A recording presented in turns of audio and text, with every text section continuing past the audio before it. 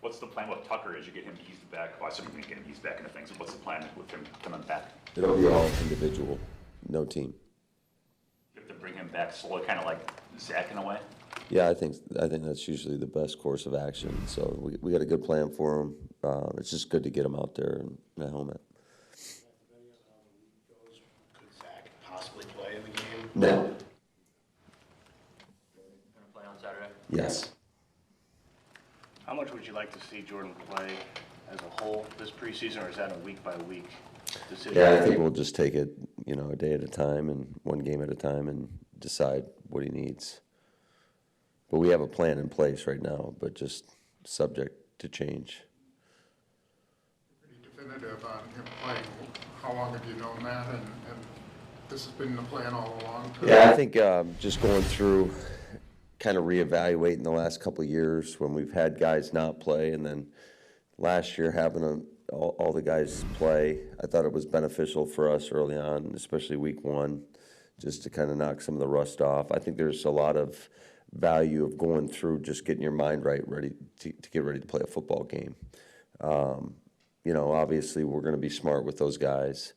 The last thing we want to do is put guys at risk. I mean, there's an inherent risk, right, every time you go out on the field, but we'll be smart with them. But at the same time, I do think just the preparation of getting ready for a game is invaluable, and why not use those opportunities? We have 3 different kick times, so they kind of get the feel of the rhythm of what they need to do to get ready for, I think our first game, what is that, 4:30 or whatever?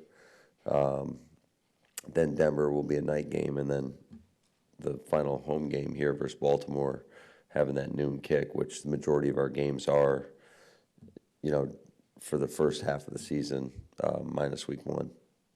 Safe to assume then with Jordan playing, your starters on offense and defense will also be out there? Yeah, and some guys could be a little bit more limited than others, and that's just a conversation that we have. And certainly if we got guys that would normally play in a game that might be fighting through something, we'll be a little bit more cautious with those guys. But ideally we'll have everybody getting padded up, and then just depending upon how much they play is the real question. Told us last week that he didn't know if he was going to be playing in this game. He said he wanted to. Do you have any update on him? I don't. That's an example of a guy that not quite sure yet. Getting back to Tucker for a second, he talked in the offseason about wanting to become like the best run blocking tight end in the league among his other goals. Missing all this time at the start, is that a big setback for him to get to where he wants? I think it's definitely an obstacle. It's definitely a challenge, but I think he's ready to meet that challenge head on. I mean, this guy is, from the time he's gotten here to right now, I mean, he's never shied away from work, and I know he'll do everything in his power to become the best player that he can become. Yesterday we saw the release of your first unofficial depth chart. How much input did you have into it? How much of it was a Waller's production? It's a Waller's production. So he tried to show it to me. I think I glanced at it for 2 seconds, and then I gave it back to him. Sure, whatever. It really doesn't matter to me right now. I mean, we haven't even played a game. So, and like I told the squad, it's ever evolving. I don't care. You can never rest and feel comfortable with where you are. There's hopefully we have enough competition at each position. Obviously, there's some no-brainers out there. Jordan Love is not going to be losing a spot anytime soon for everybody. But there's a handful of positions that it's going to be competitive throughout the course of the season. Matt, what kind of growth have you seen from Caleb Jones, just the 2 years he's been here now and now going into his 3rd camp?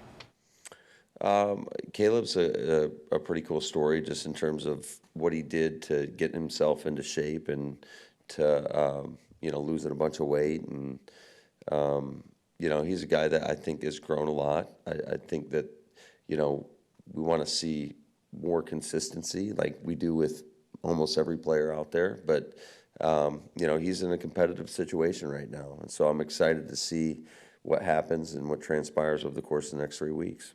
Will he get more opportunities with the first unit? We saw him out there Saturday or family night, just for a limited amount of reps. Will he get more of those opportunities? I think it's, every day could change. So right now we're trying to figure out especially more so with who's going to be that third tackle. I mean, that's a heck of a competition right now.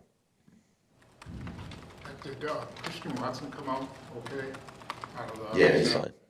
He's fine. Matt, when it comes to rookies, what do you look for in the unofficial first game of their NFL career? Just kind of the basic goals or basic things you I mean, you'd like to see whatever they're doing to prepare for that game. The game doesn't change, and it was interesting. I think the family night's so invaluable to get them in an environment where there's a lot of fans. It feels different. Everything's heightened. I think their anxieties go up a little bit, and so you want them to be able to take what they're doing in practice and apply it to the game, and not go out there and do something that they don't practice before, which is many times the case. I think it's just human nature. Guys sometimes will freak out when they get into those environments. So just to, do what they've been doing in practice all the time, and hopefully get a chance to watch them to compete and control the things that are within their control in terms of the effort that they play with, the physicality. So that's kind of what we're looking for. You released Eason yesterday. Is that to give Pratt more opportunities, and what have you thought of Michael and his semi? Yeah, I think, and I've said it a million times, it's hard to rep 4 quarterbacks. It limits everybody, and I'm appreciative of Jake coming in here and competing, and he did a lot of good things. But at the end of the day, I think it's more important to really focus and try to get a guy like a Pratt in this instance more reps and hopefully that can translate to success in the games. What did you think of his work on family night? It seemed like he was unafraid to push the ball down the field. Who? Yeah, I mean, he shows it in practice too. He's not afraid to do that. And just like I said with a lot of these guys, just trying to get a little bit more consistent. I mean, I think as that position, and just naturally, there's a lot of information getting pushed at you. And it's how you handle that, and then go out there and try to execute each individual play. I mean, we're not holding anything back with our playbook. It's a girthy playbook, especially in the preseason. It starts to get pared down when we get into more of the game situations. The call sheet shrinks substantially. So I think that'll be good for all our guys. You gonna watch the Bears on Hard Knocks tonight? Probably not. Just give me the Cliff Notes.